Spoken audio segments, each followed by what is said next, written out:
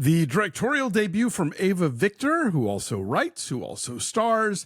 Big hit at Sundance and now coming to theaters from A24. Sorry, baby.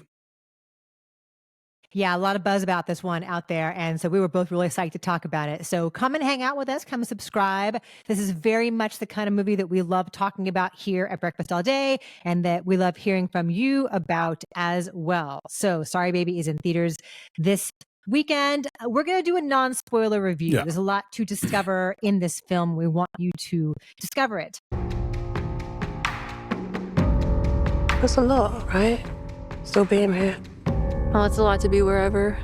Eva Victor stars as Agnes, and this movie is told out of order. And that is a thing that, I don't know, since Pulp Fiction has been a very popular narrative device, but I feel like it's used really effectively here. The way that Victor tells the story and fills in pieces is suspenseful and poignant. So you may think like, oh God, it's 5 chapters told out of order again, but this is meaningful in this way. And so, Tarantino stole it from The Killing. Let's just be clear. Very good, yes. And Strange Darling did it last year. Anyway, sometimes Life it feels of like, Chuck. woo. Yeah, that's true. Life of Chuck goes backward. So Eva Victor is non-binary. I think the character of Agnes, I believe, is a cis female.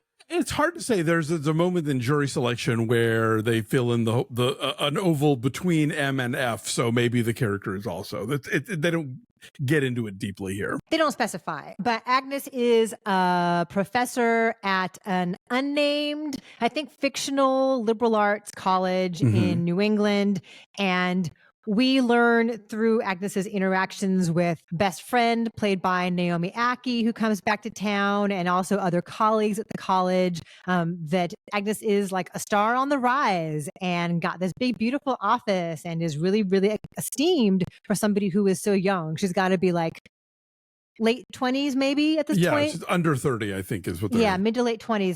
And so it's how we learn about how she got there and what that friendship with her best friend Liddy is like, and what life is like in this house when they are both grad students.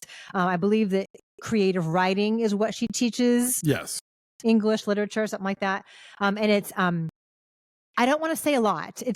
I'm dancing around this as you see here, but something happens that changes the course of her academic life and her dreams, and it's how she regroups.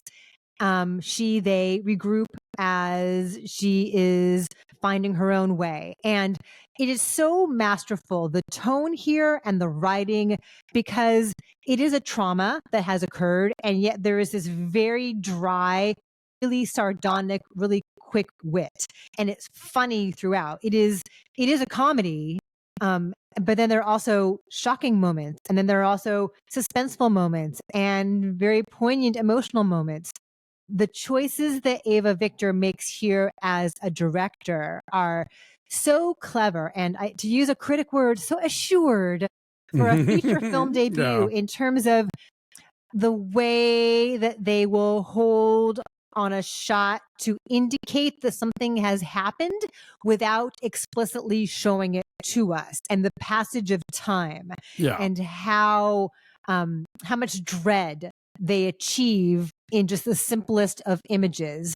The sense of place in this small town in New England, the rhythms of it, the importance of the walks to the beach to go look at the lighthouse. I love the friendship between Eva Victor and Naomi Ackie's characters. And that feels so grounded and true. And whatever happens in either of their lives, they're there for each other in a way that's really authentic and really sweet. So I thought this was really, really great. And you've got like Lucas Hedges is great in a supporting role. John Carroll Lynch in one small role in one chapter of the story has a really important, pivotal part to play. So I love this. Yeah, Kelly McCormick from Letterkenny as an academic rival of Agnes. Yeah, I think this is one of those films where Eva Victor trusts the audience.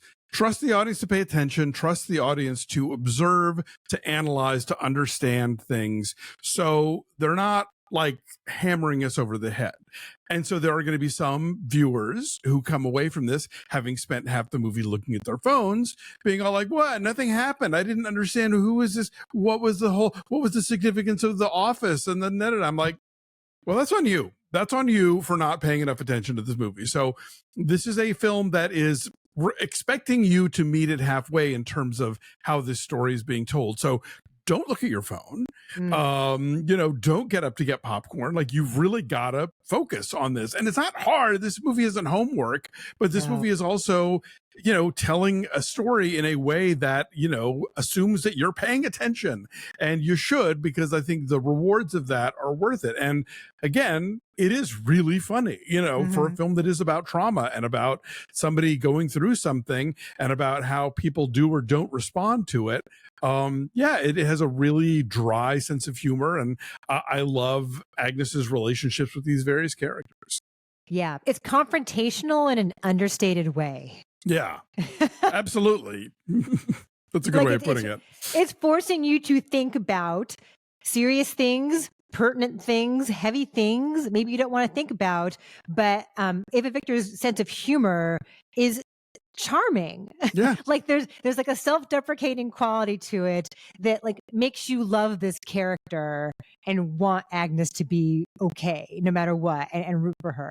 And the fact that it's a journey to get to that point is not something that Eva Victor ever rushes. This movie is low key in its pacing and takes its time and lets you mull about in the sense of place, in the way that it rewards you for paying attention, whether it's like how the living room is decorated, or the cat that we see at the beginning and where that cat comes from, the nameplate on the door outside the office. Exactly.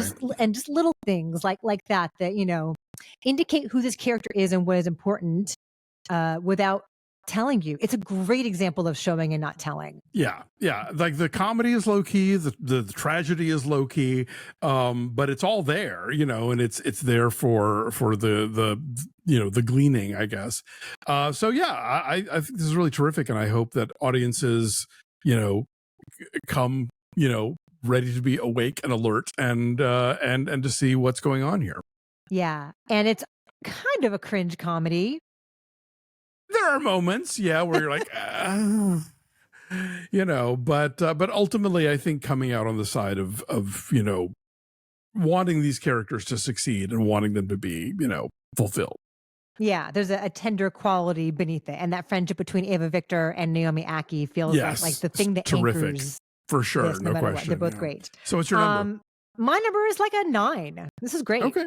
Yeah, I'm an 8.5. I liked it very much, and check it out. It's opening. Is it opening limited and going wider? Do we know? Probably Something. It'll be near you someday.